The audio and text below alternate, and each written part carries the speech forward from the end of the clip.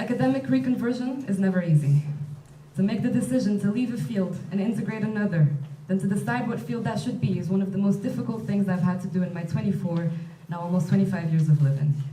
I knew I was good with words and that I was insatiably curious, and I knew that I wanted to become a journalist. So I searched and I found it, in all of its white and green glory, ILCS.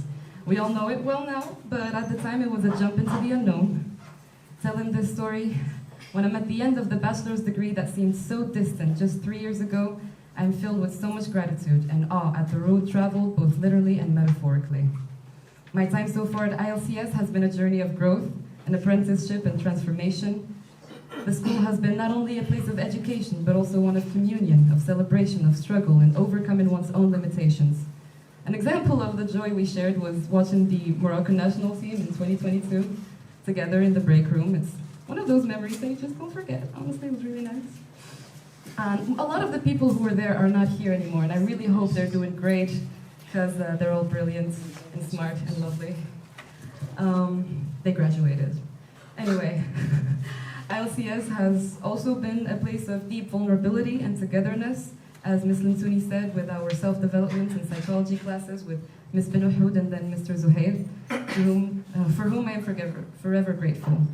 Thanks to them, and especially Ms. Benohoud, I got the privilege to know my classmates better and to feel closer to them.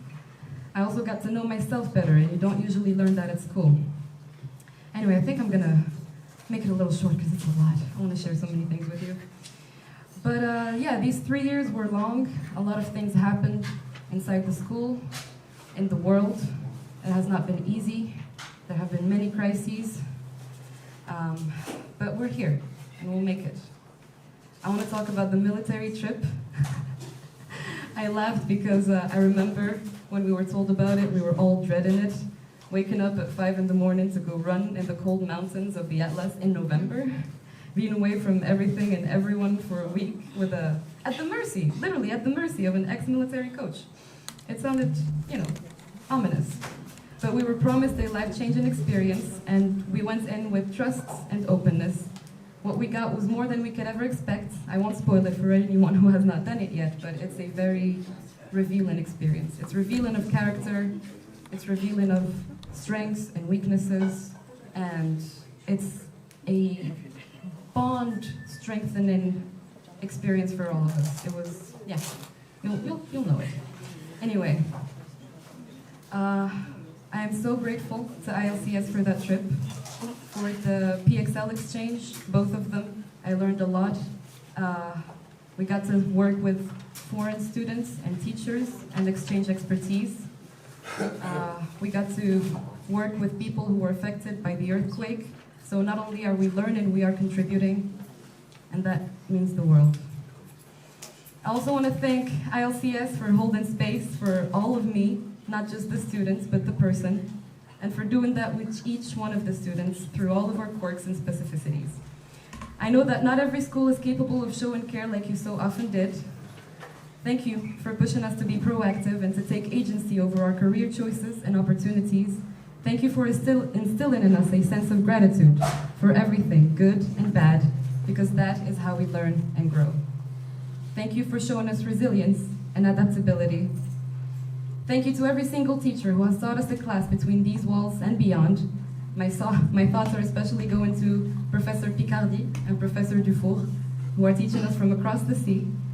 A most special thank you also to Professor Bahmed, whom I've had the pleasure of being the pupil every year in different classes. Thank you also to Mr. Ben Mansour, who has been a father figure to all of us. Thank you. He's not here, but I hope he will see this.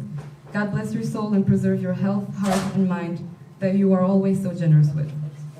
Thank you also to my classmates for the laughs and the care and the camaraderie. Thank you to Miss Halima, the warrior, the iron hand and the velvet glove.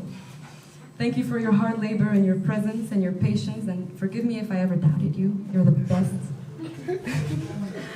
And finally, thank you to Ms. Lintouni, without whom none of this would be possible.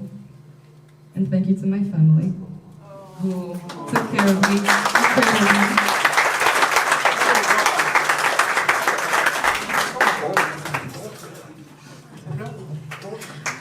I want to leave with one last notion. I know I talked about myself more than anything in this speech, and you can't do anything about it. But on a more serious note, we all came here to become marketers, translators, journalists. I'm here for the last one, but I think I can confidently address all of you celebrating this deeply significant milestone in each of our lives. I have learned through experience and from conversation that the most important value of all is integrity. Because integrity implies honesty and courage and discernment and an unshakable will. Of all the teachings we've benefited from here or in life, I want you to hold on to this one. I don't need to tell you that we live in a time of climate catastrophe, an alarming rise in fascism, genocide, exploitation, economic imperialism, and fabricated precarity. Our world is being torn apart, and I am not asking you to save it. I am asking you to show up for yourselves and your loved ones with honesty and courage and discernment and an unshakable will. That is how I believe we can make a little change in the world.